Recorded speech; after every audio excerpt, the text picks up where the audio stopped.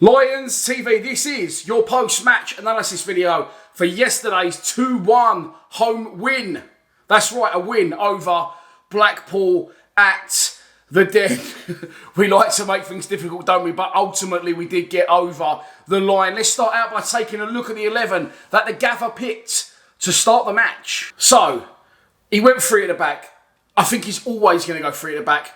None of us want him to play three at the back, but he is the manager, and I think we've got over the line yesterday, yes, right? And I'm going to be both sides of the coin here today, as always. I'll try and be as fair as I can. I don't want Rowett in charge. You all know that. I haven't really said a lot about it recently. I've not said, oh, out, Rowett out.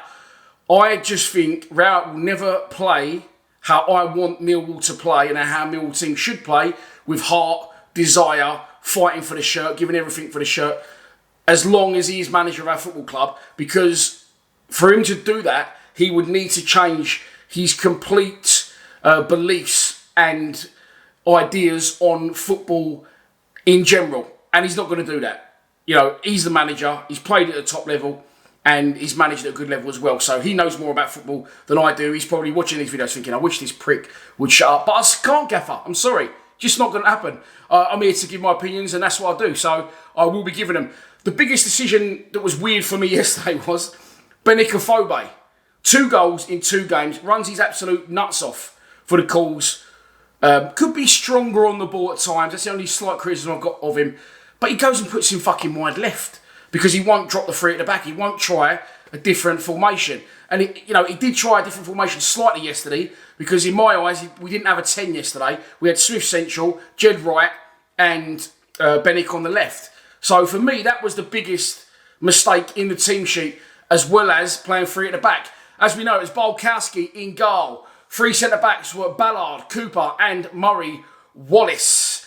Right wing-back was Billy Mitchell. Left wing-back was Scott Malone. 2 central midfielders. George Saville dropped a little bit deeper and played alongside Mikael Kieftenbeld. And as we said, Matt Smith was up top with Kelliher left and Jed on the right. 2 things that have popped into my head, and I like to try and go in order along, but I haven't made any notes. So before I forget, 1, I see a lot of people saying Matt Smith played really well yesterday, and I didn't think he played really well yesterday. He just can't get a kick because people know our game, know our plan A if he plays, or if he's plan B if he comes off the bench. But I didn't think he played well at all, Matt Smith, really. I don't think he won enough headers. Maybe I'm wrong, but that's my opinion on it. And secondly, on that basis of plan A, plan B, this isn't really to do with the game, this is just in general. If you're a manager and what you're doing is working, okay, you don't have to change your formation during a game, okay? When things aren't going right, how you expected them to, and you're losing the game, or you're not getting the result you expected, that's when you change formation.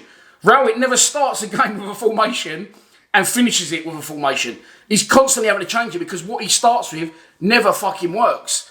But he don't bite the bullet, and it did work again when we went behind, and again when he switched things up. But we'll get into that a bit later. Yeah, that was the team, and as I said, wasn't expecting anything different than 3 at the back. I thought we started the game well.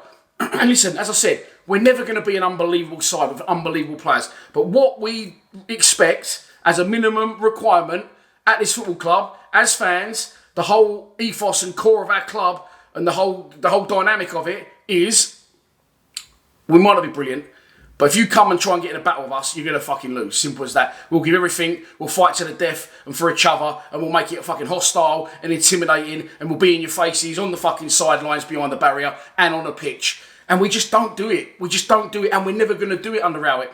Yesterday, I felt, okay, we slightly took it to Blackpool, but again, we had huff and puff, but our final ball isn't any good. Our ideas aren't any good. If the ball does fall to the strikers, they're not clinical enough. And in their defence, they don't get often chances to shoot, so that's going to happen. If you're getting 10 shots in a game and scoring 2, you're a winner, aren't you? But if you're getting 1 opportunity to shoot and missing it, you're a little bit cold when the ball's coming to you. So I felt we started the game well. We did as well as we could have done in the first 15 minutes without really creating many problems. They actually had the better chances. Of course, Jake Cooper drops 1 short, and their striker gets in. If you watched the live stream yesterday, by the way, over 5,000 again tuned in. Thanks for tuning in, and we will be doing them for every home league game. But I was right on the angle, and Cooper's dropped it short. Bolkowski's actually saved that, and it went off for a corner. And I was going to call this video, before I forget again, I was going to call this video, because they only had 10 men, I was going to call it, we only had 12 men. Because I tell you what, I don't know who this ref was yesterday, but in my opinion, he's absolutely done Blackpool a couple of times, and I'll get onto that in a minute. So, yeah, Cooper gives them the first chance of the game, and we are huffing and puffing, like I said, but it's like we've got we had the desire, we've got no real belief in our own final ball. The runs don't match up with what the players aren't really in sync as well. I've said a few occasions, Matt Smith did win the flick-ons. People wasn't reading the knockdowns right, and things like that, and it's frustrating. Then, Blackpool have a player sent off.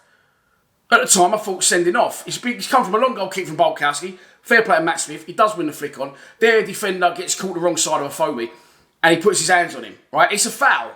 However, people won't like this, unless you're a Blackpool fan. Actually, if you're a Blackpool fan, you'll probably like it even less, because I don't think that was a sending off. He's miles from goal. For one, you've got the defender coming across covering him. For two, and for three, Afobe wasn't in control of the ball. He's well in front of him. So Benedict Afobe had to get some serious skates on to get there. And I think it's a very, very harsh red card that should hand us an absolute lifeline in a game that we must win, in my opinion. And I've got excited. We've all jumped off. Yeah, it's sending off. But then we forget, as Millwall, we don't ever, and this is what, you could say, hang on, what are you talking about? You're contradicting yourself. We don't ever go for the jugular, okay, with teams. If we can draw teams into a battle on a scrap, and a 50-50 tackle we're in there, and in your face is aggressive, we'll beat you without doubt. But if teams come to the den, and we saw this when we was in League One, and they sit, park the bus, we can't break them down. And Blackpool was sort of having a go at us and having, a little bit of ding dong. But when they got a player sent off, they sat, and then that is actually worse for us because we cannot break teams down if they come to the den and sit. So then Blackpool sat, and we found it increasingly difficult to break us down. Again, we put good balls into the box, but no one was getting them on the end of them. Especially in the second half, but in the first half, which we're still covering, putting good balls in here and there, or Afobe turning his shooting and deflecting off their player going wide. And I said something during my live stream, and then sort of half had around myself. I went, don't say that, because I said something which I hate to hear, but I said it as well. I said, it's just not dropping for us. Why is it just not dropping for us? It has to start. We can't be doing something right if it's not dropping for us, in my opinion. And the longer the half went on, Blackpool was sort of having shots from distance. It was getting deflected, or they was crossing balls into the box. One over by the kitchen stand, come right over to where I was sitting in the boxes. And one of their players sort of just plodded along 25 yards and just come picks it up. We've got the extra man. Of course, with the extra man, that's now putting even more pressure on Rowett to make us attack him. But he's stuck with the formation until, in the second half, of course, the worst happens. We concede. Jeb Wallace, brilliant ball in. Matt Smith does win the knockdown, but he sort of drops behind, and there was no one following in. In this instance, their player picks it up, flies past Keith Bell, slots in his mate. Murray Wallace gets done slightly for pace. Bart comes out, makes a save, actually. That makes a good save. Their player's up first, reacts, bang, goal. At that point, as Chitty said in Chatting Chit yesterday, that hot seat was getting a little bit toasty. And if we hadn't won that game yesterday, I think that could have been curtains for the gaffer. A lot of you were saying that was papering over the cracks yesterday. And I agree. Look, I don't think, as I said this in last week's video, one of my previous videos, I'm banging that so many at the minute, I can't even remember which one it was, I'm sorry. But we are not that bad, in my opinion. We're not that bad, right? And this is what I'm going to point to now with Rowett, okay? I know Blackpool are supposedly a weaker team in this division. I know they got promoted last season. I know they played with 10 men for 75 minutes. I know Cambridge are in League One and were in League Two the season before. But by hook or by crook, like it or not, we have got 2 wins in a week and scored 5 goals along the way. Now, I know that isn't going to happen if we're playing the lesser sides. Sorry, the better sides. But against, listen, whichever way you look at it, we've won 2 games in a week and scored 5 goals along the way. My boy's absolutely buzzing, by the way. Let him have a fiver in a week. He's had 3-1 Cambridge. He's had 2-1 yesterday and won another 40 quid. He's on absolute fire. So thanks to Big Juicy Jake for knocking in that header. But let's get back to the game. We're losing 1-0. Then, because we're losing, he actually tries to chase it. I don't think he would have changed it if it was 0-0. I think Blackpool scoring has cost them a point yesterday, because I think if they hadn't have scored that chance, I think he would have left it exactly as it was, and we would have drew 0-0 yesterday. That's what I honestly think would have happened. Billy Mitchell gets taken off, no reflection on his performance. Thought he was very solid again at right back. Nearly chopped someone in half as well, though, by the way, so probably that's on a booking. He gets removed. Conor Mahoney comes on. Now, Mahoney gives us something different. Malone's direct and Jed's direct. And as I said, those two now get a pass for me. They do what they want because it ain't always going to come off. But they're the ones that unlock the doors when it does. And fuck me, did Jed unlock that door yesterday. So, yeah, Mahoney, he goes directly at players in their face. But he does it down in the middle of the pitch. And he does these little step-overs. And he tries to sort of get in behind and then cut back on himself. And it gives us different dynamic, different angles on the pitch and different ways of playing. So, you know, again, for me, I keep putting my team on the screen, the best possible team.